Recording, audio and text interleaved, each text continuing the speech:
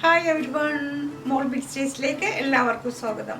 കുറച്ച് നാളായി നമ്മൾ കണ്ടിട്ടല്ലേ, കുറച്ച് ബിസി ആയിപ്പോയി. ഇനി നമുക്ക് അടുപ്പിച്ചടുപ്പിച്ച് വീഡിയോ ഇടാം കേട്ടോ. ഇന്ന് ഞാൻ ഉണ്ടാക്കാൻ പോകുന്നത് വളരെ ഹെൽത്തി ആയിട്ടുള്ള ഒരു തോരനാണ്. വളരെ എളുപ്പത്തിൽ നമുക്ക് ഉണ്ടാക്കിയെടുക്കാൻ പറ്റും. അതായത് ചെറുപയറും ഉലുവായും കൂടി മുളപ്പിച്ചിട്ടുള്ള ഒരു തോരൻ. അതെങ്ങനെ ഉണ്ടാക്കുന്നത് നമുക്ക് നോക്കാം. ഇത് കണ്ടോ, ഞാനും വാങ്ങി ശ്രീജ മേടിച്ച ഈ ഗ്രൈൻഡർ. ഞാൻ ശ്രീജയുടെ യൂട്യൂബിലാണ് ഞാനിത് കാണുന്നത്. അന്ന് തുടങ്ങി തന്നെ എപ്പോഴും ശ്രീജയുടെ കാണുമ്പോൾ പെട്ടെന്ന് അരിഞ്ഞെടുക്കുന്ന കാണാം. 1 2 3 ഒത്തിരി ഇഷ്ടപ്പെട്ടു കേട്ടോ. ഞാൻ തുറന്നൊക്കെ നോക്കിയായിരുന്നു, നിങ്ങളൊന്ന് കാണിക്കണം. ഇതിപ്പോൾ അപ്പോൾ ഇതാതെ ഞാൻ ഉപയോഗിച്ച് നോക്കി. നിങ്ങൾക്ക് വേണ്ടി ഞാൻ പിന്നെ ഇതിലിട്ടിട്ട് വെച്ചത് കേട്ടോ. എനിക്കിഷ്ടപ്പെട്ടത് ഒത്തിരി വലിപ്പമുള്ളതാണ്. അപ്പോൾ നമുക്ക് കുറച്ചധികം കറിയൊക്കെ ഉണ്ടാക്കുകയാണെങ്കിലും നമുക്കിത് ഉപയോഗിക്കാം. എൻ്റെ കയ്യിലുള്ളതെല്ലാം ഇലക്ട്രിക്കിൻ്റെയാണ്. ഇത് നമുക്ക് മുട്ടയൊക്കെ ബീറ്റ് ചെയ്യുന്നതാണ് തോന്നുന്നു. ഞാൻ ഉപയോഗിച്ച് നോക്കിയില്ല.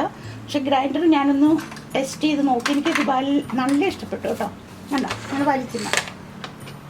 അപ്പോൾ ഞാൻ ഉണ്ടാക്കാൻ പോകുന്നത് അറിയാമല്ലോ, മുളപ്പിച്ച് വെച്ച ഉലുവയാണ്.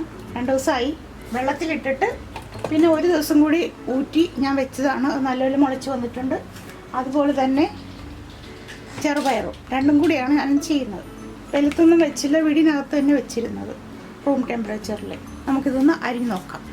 അപ്പോൾ തോരന് ആവശ്യമുള്ളത് നമുക്കറിയാമല്ലോ. ഒരു ചെറിയ വെളുത്തുള്ളി എടുത്തിട്ടുണ്ട്, ഒരു 2 പച്ചമുളക് എടുത്തിട്ടുണ്ട്, പിന്നെ ഒരു 3 കാന്താരി, ഒരു മീഡിയം സവാള.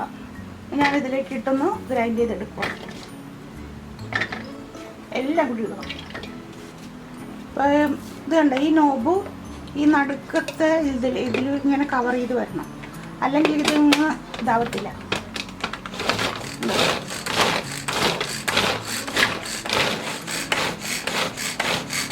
ഇത് മതി, ഈ അളവ് മതി.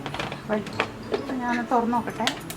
ഇത് കണ്ടോ, എല്ലാം നല്ലപോലെ ഗ്രൈൻഡായി വന്നിട്ടുണ്ട്. നമുക്കിനി തോരൻ ഉണ്ടാക്കാം.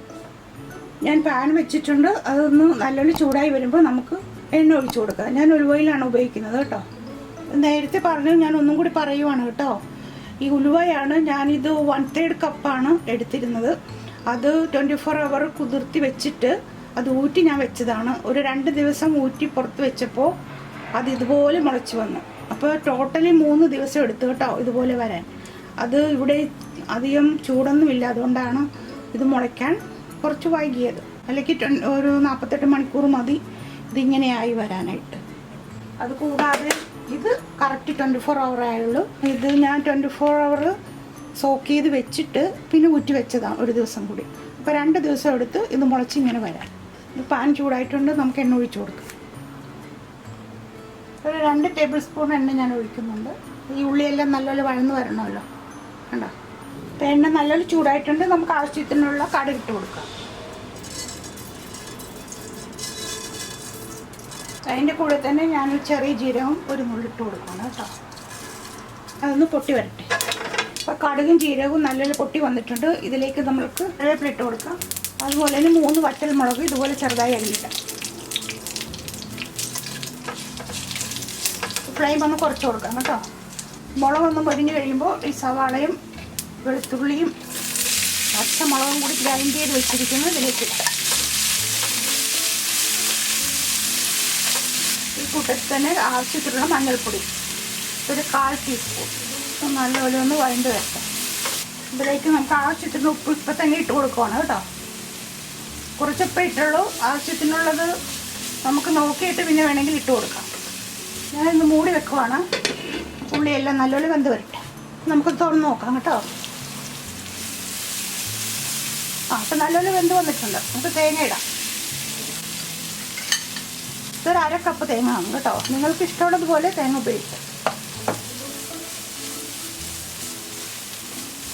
തേങ്ങ ഇപ്പം ഇടുന്നത് എന്താണെന്നറിയുമോ, ഇതിൻ്റെ ഫ്ലേവർ എല്ലാം ഇതിലേക്ക് പിടിക്കും തേങ്ങയിലേക്ക്. കൂടാതെ ആ മഞ്ഞ നിറം ഈ തേങ്ങയിലോട്ട് പിടിച്ച് നല്ലൊരു കളർഫുള്ളായിരിക്കും.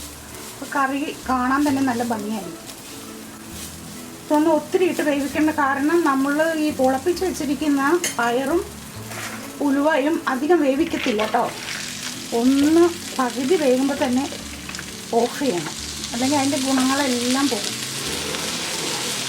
രണ്ടും കൂടി ഒരുമിച്ചിടുവാണ് ഞാൻ.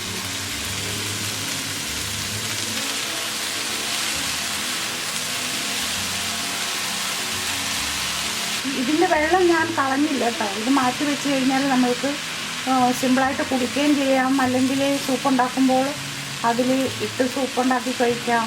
ഈ കയ്പ്പ് ഇഷ്ടമുള്ളവർക്ക് നല്ലതാണ് കേട്ടോ. എനിക്കെല്ലാം നല്ലപോലെ യോജിച്ചിട്ടുണ്ട്. ഇനി കുറച്ച് നേരം ഒരു 10 മിനിറ്റ് നമുക്കിത് മൂടി വെക്കാം. ഫ്ലെയിം ഒന്ന് മീഡിയത്തിലേക്ക് ലോയിലേക്ക് നമുക്ക് വെക്കാം.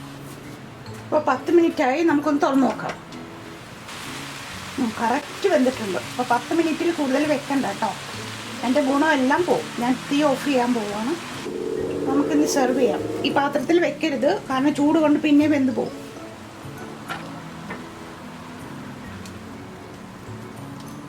നമ്മുടെ വെതറിൽ എപ്പോഴും നമുക്കിത് ഉണ്ടാക്കി കഴിക്കാവുന്ന സാധനമാണ്. നല്ല ടേസ്റ്റാണ്, അധികം കയ്പൊന്നുമില്ല.